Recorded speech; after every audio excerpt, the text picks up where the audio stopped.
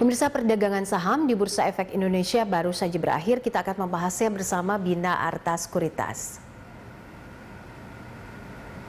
Untuk membahas pergerakan IHSG hari ini serta prospeknya untuk pekan depan, kita sudah bersama Nafan Aji Kusta Utama, analis Bina Arta Sekuritas. Mas Nafan, apa saja sentimen yang beredar di lantai bursa untuk hari ini? Oke, di sini kalau saya cermati bahwasannya terdapat berbagai sentimen positif, baik itu dari domestik maupun juga dari global yang mempengaruhi daripada euforia penguatan IHSG khususnya begitu. Kalau dari global, kita tahu bahwasannya para pelaku pasar sangat mengapresiasi ya ketika Presiden Amerika Serikat Joe Biden telah menandatangani paket stimulus Amerika Serikat senilai 1,9 triliun dolar AS. Gitu. Itu pun kalau menurut saya ini merupakan euforia terbesar gitu ya bagi market, karena kalau kita melihat dari sentimen tersebut, penguatan tersebut juga turut mempengaruhi daripada kinerja penguatan bursa di regional Asia misalkan gitu, dan sehingga IHSG pun juga mendapatkan katalis positif atau efek domino ekonomi positif dari penguatan indeks gitu. Kemudian juga di sisi lain kalau kita melihat dari dinamika perkembangan vaksin misalkan, itu pun juga berjalan secara progresif ya. Bahkan misalkan kalau saya ketahui di kawasan Eropa saja, misalkan vaksin Johnson pun juga telah mendapatkan izin untuk didistribusikan. Begitupun juga kalau kita melihat dari program vaksinasi massal di tanah air pun juga berjalan dengan progresif. Dan lagi pula juga tingkat kasus COVID-19 yang terjadi di Indonesia khususnya pun juga telah melandai misalkan. Kemudian juga di sisi lain kita melihat dari pergerakan harga komoditas, dia juga kenaikan harga CPO dunia pun juga turut mempengaruhi ya daripada katalis positif dari adanya penguatan di sektor komoditas khususnya plantation atau agriculture di tanah air. Karena kalau saya melihat di sini penguatan IHSG ini juga ditopang selain dari mining ya, tentunya juga terdapat sektor agriculture maupun juga sektor properti yang mengalami penguatan 3%, dan juga ditambah lagi dengan basic industry gitu ya untuk penguatan IHSG pada penutupan hari ini begitu ya. Baik, kita lihat ini kan perkebunan mendukung penguatan IHSG untuk hari ini. Ini faktor apa yang mempengaruhi sektor ini?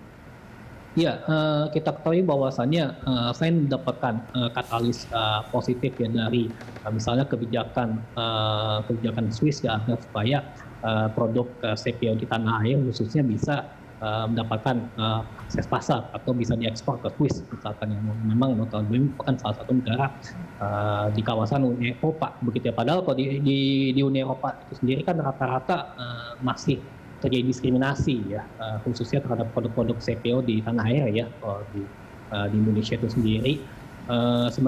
Sementara itu kalau misalkan jika untuk sentimennya ya, sentimennya sih kalau saya pikir terdapat beberapa ya, misalkan berkaitan dengan adanya kekurangan stok yang terjadi di Tiongkok maupun juga di India ya, sehingga memicu terjadinya lonjakan demand terhadap CPO. Kemudian juga di sisi lain juga kita melihat sepertinya stok atau inventory CPO di Malaysia pun juga mengalami negatif begitu. Itu juga turut mempengaruhi, dan juga bahkan kalau kita melihat dari adanya ekspektasi daripada terjadinya perbaikan kinerja inflasi yang misalkan di Indonesia pun juga di Malaysia yang menunjukkan tanda-tanda yang progresif pun juga ini juga mendorong daripada kenaikan harga CPO.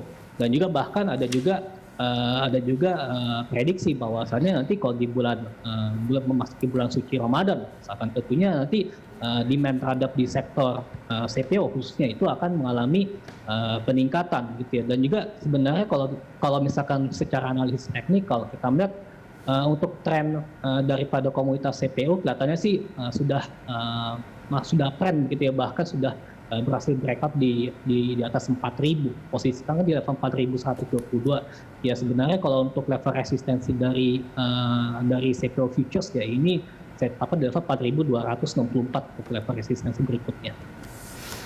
Oke, baik. Nah, ini untuk potensi outflow sendiri, ini Anda melihatnya seperti apa dengan pengaruh inflasi yang ada di Amerika? Oke, di sini kalau saya kalau saya melihat ya sebenarnya untuk kinerja dari data inflasi di Amerika Serikat atau data CPI memang lebih cenderung melandai ya, masih bertahan di angka 1% begitu ya, ada sekitar 1,4%, 4,5%, ya kira-kira 1% gitu ya. Tapi meskipun demikian, kalau misalkan kita melihat dari misalnya tren kenaikan daripada US Treasury yield yang 10 tahun atau US ini kelihatannya kalau chartnya tuh sepertinya pergerakan candlesticknya itu kelihatannya sih lebih cenderung menguat begitu ya, sehingga mungkin wajar saja terjadi kekhawatiran begitu ya. Tapi meskipun demikian sebenarnya kalau kita melihat dari berkacamata positifnya, sebenarnya kenaikan dari US Treasury yield ini juga menandakan bahwasannya terjadinya aktivitas pemulihan ya, terjadi pemulihan daripada aktivitas perekonomian misalkan di Amerika Serikat gitu ya, sehingga mungkin juga ke depannya kinerja inflasi di Amerika Serikat pun juga akan mengalami kenaikan begitu ya. Dan nanti juga kita juga akan melihat perkembangan tersebut untuk pekan depan, karena di pekan depan kan akan ada penetapan tingkat suku bunga The Fed ya, akan ada FOMC meeting. Mungkin juga Jerome Powell akan menyampaikan mengenai outlook-nya. Ya untuk sementara kalau dari misalkan penetapan tingkat suku bunga The Fed, kalau saya sih lebih cenderung dipertahankan di level 0,25% gitu ya. Mengingat pada waktu itu kan kinerja inflasi yang kan lebih stagnan, tapi untuk jangka panjang ya kalau saya melihat kelihatannya nanti Jerome Powell lebih cenderung menyampaikan outlook ekonomi maupun juga outlook dari kebijakan moneter bagaimana nanti ke depannya seperti apa dalam hal untuk penetapan tingkat suku bunga acuan maupun juga menjalankan kebijakan daripada quantitative easing misalkan. Ataupun juga kalau misalkan jika kinerja inflasi Amerika Serikat menunjukkan tanda-tanda progresif, yang mungkin juga The Fed akan menetapkan kebijakan ekspansi moneter tentunya seperti itu. Oke, jika terjadi gejolak pasar misalnya di Amerika, bagaimana potensi daya tahan IHSG kita, Mas Nafan? Oke, sebenarnya kalau kita melihat dari penetapan stimulus Biden, sepertinya terjadi euforia ya, bahkan capital inflow pun juga meningkat di pasar modal di Amerika Serikat. Misalkan saham-saham berbasis teknologi saja itu mengalami rebound gitu ya. Padahal sebelumnya ketika terjadi kenaikan US Treasury yield tersebut itu menunjukkan kinerja pasar modal di tambahan saham itu mengalami koreksi. Tapi karena ada euforia tersebut dari program stimulus Biden tersebut, sepertinya capital inflow mulai masuk gitu ya, sehingga mengerek daripada kinerja Wall Street ya.